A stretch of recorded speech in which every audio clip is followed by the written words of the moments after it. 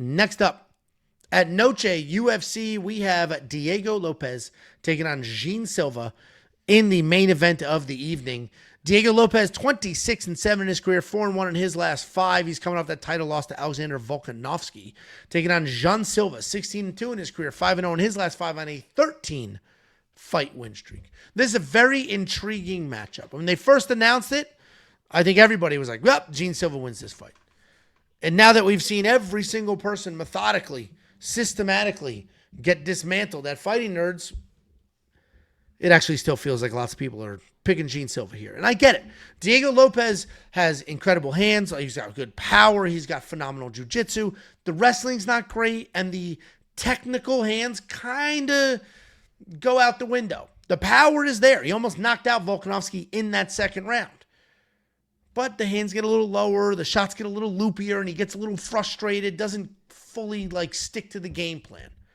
But he's very dangerous everywhere, and we've seen the submissions, we've seen the knockouts. He's taking on Jean Silva, an insanely powerful striker who's loose, he's creative, he's not afraid to try things. He's actually crazy. He's interesting to watch because he'll go from a tight guard to loose hands. He'll lower his level, fake a takedown and just punch you right in the stomach. He defended 13 of Bryce Mitchell's takedown attempts at UFC 314 and then choked him out.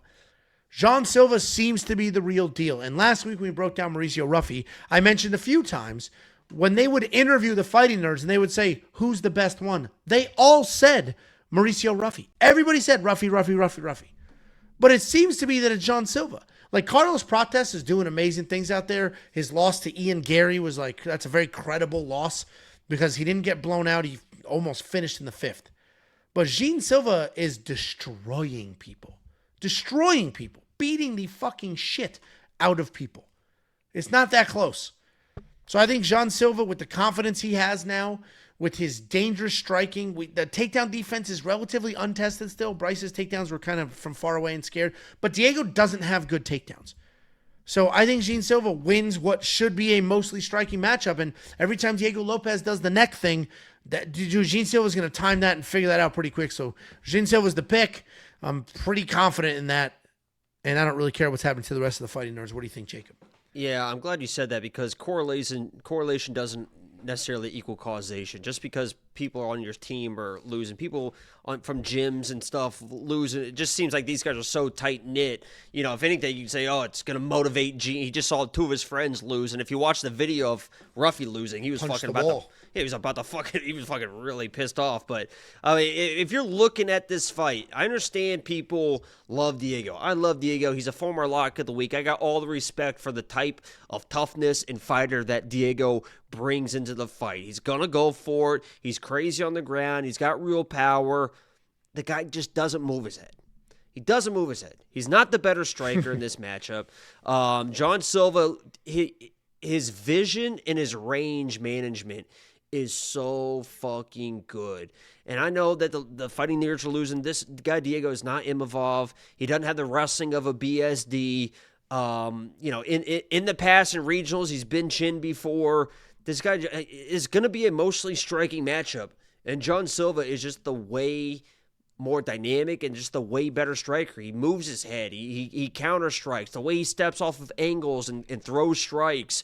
And Diego, to his credit, he can throw some heat, doesn't move his head, and he overcommits the shot. It just feels like Diego's going to start to get frustrated a little bit, try to force things a little bit too much, coming off the loss. Big crowd, he's kind of the Mexican here in the Noche UFC. This card's kind of built around him. I know he's Brazilian, but he's kind of adopted kind of the Mexican lifestyle as well. I think he loads up a right hand, misses, and gets countered. I played the second that they had odds available. I've had a bet on this board for premium members I think I placed it in June, something like that. I got Gene. Yeah, it opened at minus 190. I feel good about that bet I got. Now it's ballooned to minus 260. I wouldn't be surprised if this moves to minus 300. Once the kind of the Fighting Nerds kind of wears off and people start really looking at this fight, it's going to be mostly striking, and Jean Silva's a fucking problem. Even the people he's fought, I mean, people kind of forget. I know that's not the same Kevin Vallejos, but Kevin Vallejos now It's like, holy shit. And John Silva beat that guy. I mean, even a Charles Jourdain's a good win. Fought Drew Dober up in weight a week. Up in weight. After, Drew Dober was the underdog. John Silva's former lock of the week as always. A lock of the week that week. Even Melsick. Melsick, I know he's coming off injury stuff as a really high-level striker. John fucking him looked like he was a fucking clueless. And then obviously Bryce Mitchell as well. Hey, I'm gonna say something too crazy. Let me ask you, and people are gonna laugh at me and stuff like this, and you're gonna be like, oh, for sure, whatever, but maybe not. At 145, I know he moved to minus 135, but would you take Diego Lopes or Bryce Mitchell? Like initial reaction, everyone has like, honestly Diego Bryce Mitchell because it looked like it would look like the Mosvar fight. Yeah, I think he can do enough in the striking. I think he would take him down and be able to just out-wrestle him. I said that on Twitter, and people are like, oh, dude, Diego would fucking smoke him. It's like, I don't know, man. Dude, the Mosvar fight is a perfect indicator of what would happen. I know that was short notice, and he had that knee bar, but it didn't go anywhere. The same thing happened in the Brito fight. I mean, he just plays jiu-jitsu. Yeah. Even the Dan Ige fight. And once you get to a certain... I think it's kind of a Mickey Mouse record, too, for Diego. Dude, this is crazy from you, because you were like Mr. Diego Lopes. Well, I said all this shit about him. He was the underdog versus Pat Sabatini, and I made him my lock of the week. Like, of course, I knew Pat Sabatini enough to know what the fuck was going on there. But, I mean, Sadiq, he catches Sadiq.